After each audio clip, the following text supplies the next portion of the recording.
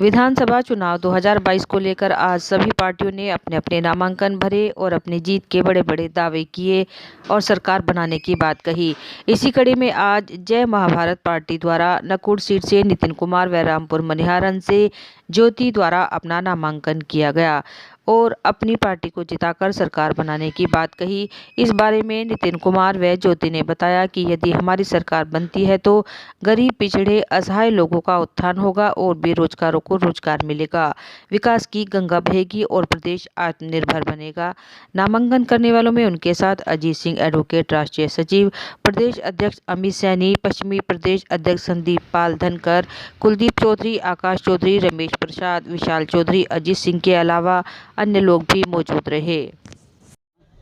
ज्योति और जय महाभारत पार्टी से विधानसभा रामपुर से मैं प्रत्याशी हूँ और मैं हर एक समाज की समाज सेवी बन रही हूँ। नितिन कुमार, नकुड़ विधानसभा सीट से मैं प्रत्याशी हूँ जय महाभारत पार्टी से। प्राथमिकताएं क्या रहेंगी? शिक्षा, चिकित्सा और किसान। तो आप मानते हैं कि आपकी पार्टी सरकार बनाएगी? हाँ। संयुक्त विकास पार्टी के कमरुद्दीन ने आज सहारनपुर की नगर सीट पर नामांकन करते हुए अपनी जीत का दावा किया। उनका कहना था कि जिस प्रकार बड़ी बड़ी पार्टियां बड़े बड़े दावे कर लोगों के साथ छल करती है, हमारी पार्टी की सरकार बनती है तो न्याय व्यवस्था, कानून व्यवस्था, गरीबों को रोजगार, प्रदेश में विकास, किसानों की बदहाली दूर की जाएगी और प्रदेश में विकास की गंगा बहेगी।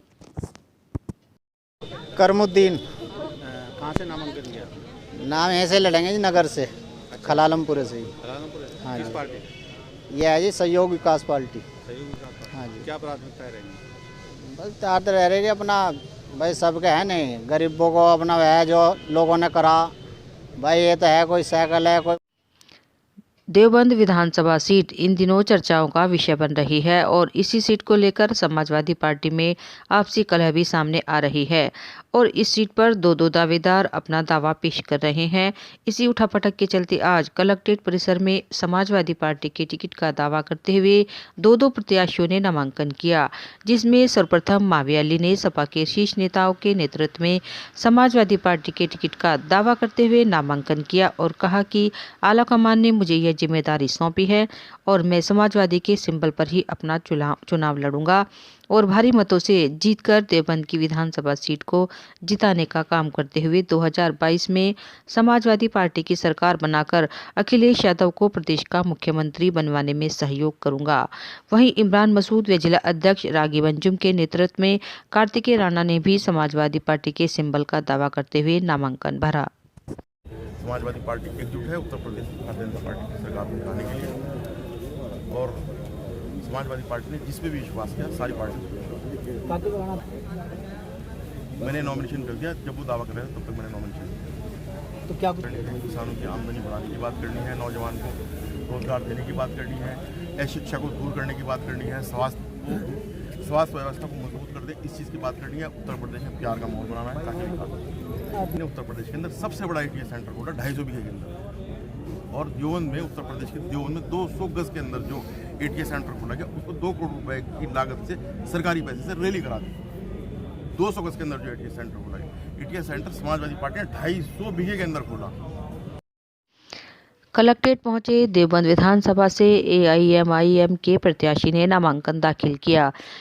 आपको बता दें, उत्तर प्रदेश में पहली बार विधानसभा चुनाव लड़ रही ऑल इंडिया मजलिस इत्तेहादुल मुस्लिमीन हॉट सीट कही जाने वाली देवबंद विधानसभा से मसूद मदनी के बेटे उमेर मदनी को चुनावी मैदान में उतारा है। देवबंद विधानसभा सीट से ऑल इंडिया मजलिस इत्तेहादुल मुस्लिमीन के मदनी परिवार से प्रत्याशी उतारने से सभी पार्टियों में खलबली है। माना जा रहा है कि देवबंद विधानसभा से समाजवादी पार्टी से माविया अली और कार्तिकेय राणा दोनों अपने आप को प्रत्याशी बता रहे हैं।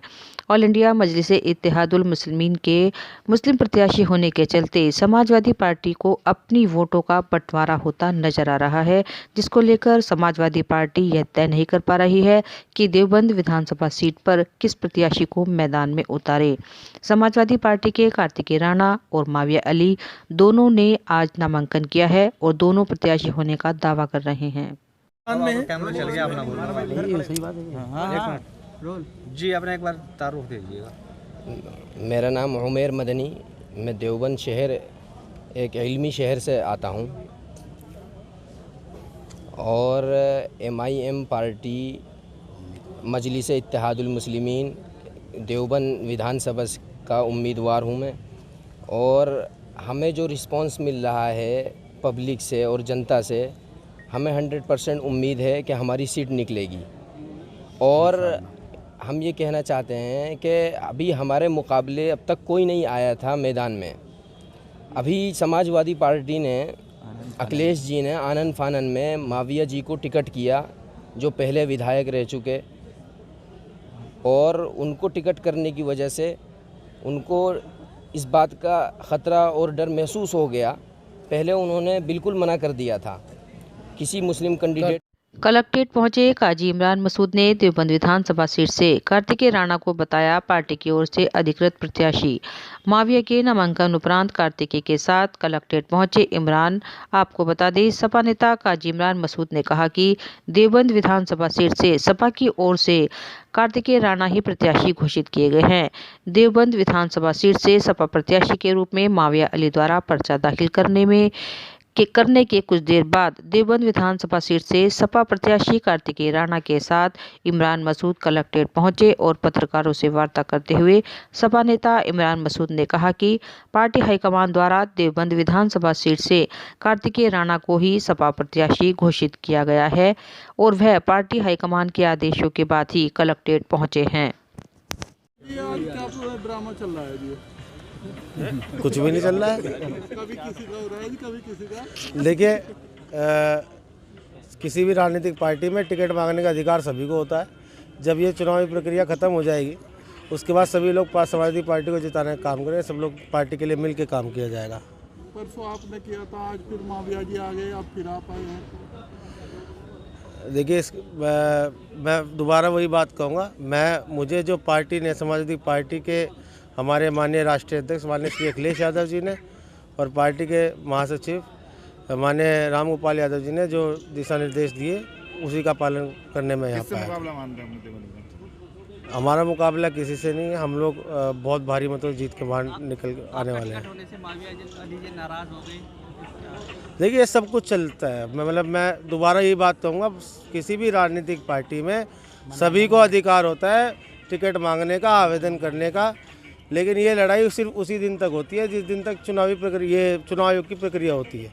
उसके बाद सब लोग समाजवादी पार्टी को साथ मिलकर जिताने का काम करेंगे। ठीक।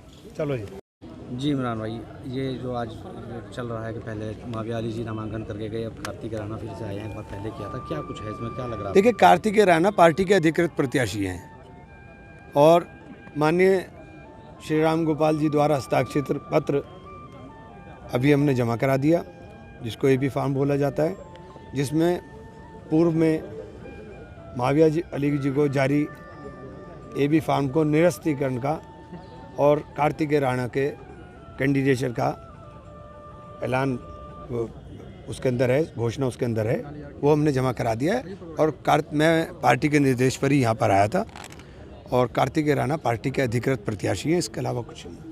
ये क्या कुछ इसका पीछे क्या लगता है आपको, बार बार ये इस तरह से हो रहा है, क्यों? देखिए, कई जगहों पर आती हैं, कई बार राजनीति में ये सब चीज़ें, कोई ऐसा नहीं है कि पहली बार हो रहा है, होता है हर बार, कुछ नहीं है।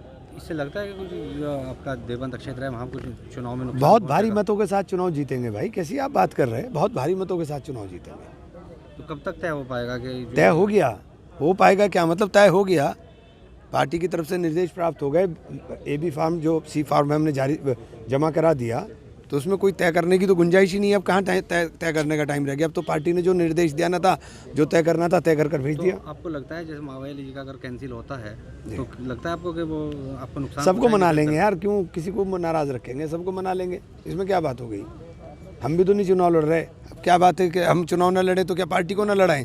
ऐसे थोड़ी ना होता है। पार्टी सर्वोपरि है, पार्टी बड़ी है, पार्टी के लिए सबसे बड़ी कुर्बानी आदमी को देनी चाहिए और पार्टी को मजबूती के साथ लड़ाएंगे। अखिलेश जी मुख्यमंत्री बने, यही सपना सब समाजवादियों का है।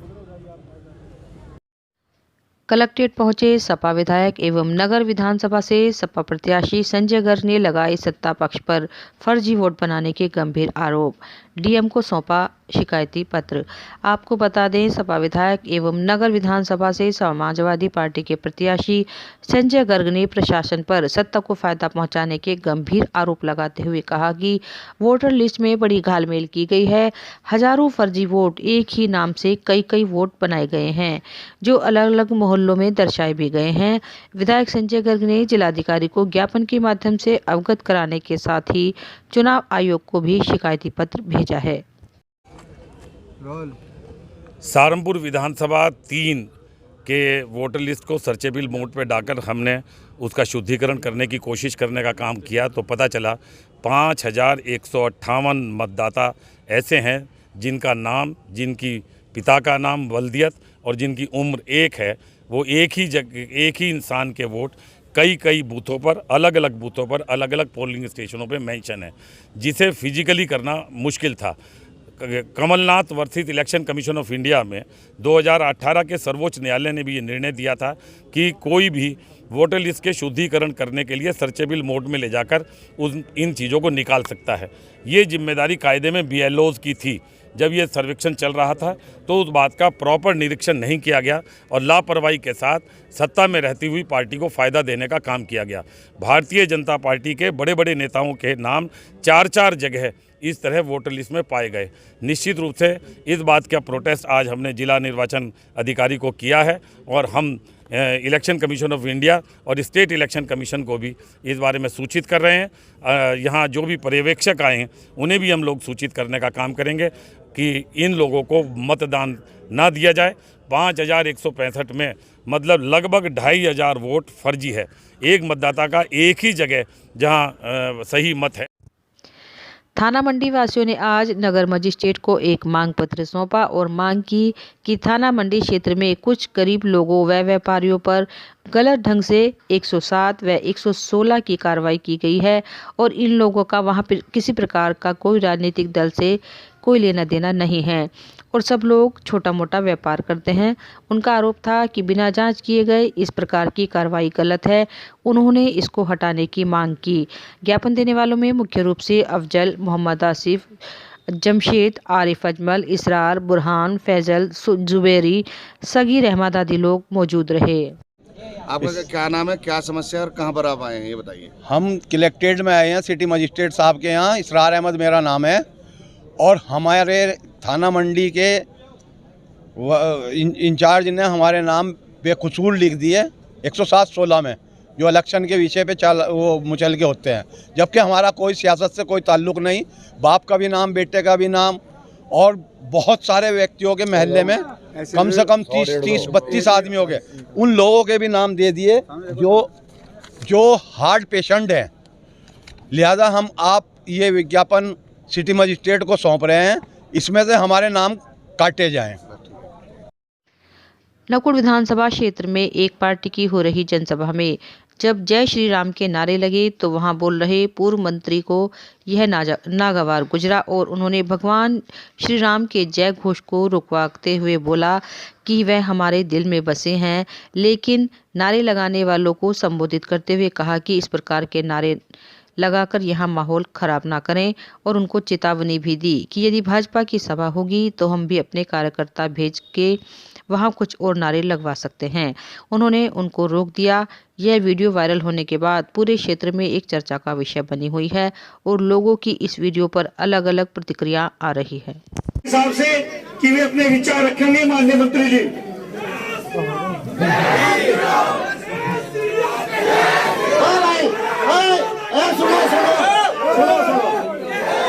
सुनो भाई, ऐसा है मेरे भाई, आप लोग जो जय श्री राम तो भारत हारे से पहले है, हमारा भी है, लेकिन ये छिड़ा चढ़ावट की बात मत करो। इस तरह की बात ठीक नहीं है। अगर तुम लोग इस तरह करोगे तो बहुत से गांवों में फिर भारतीय जनता पार्टी के कैंडिडेट के साथ भी ऐसे ही मैं करवा दूंगा। ऐसा नहीं हो कि मैंने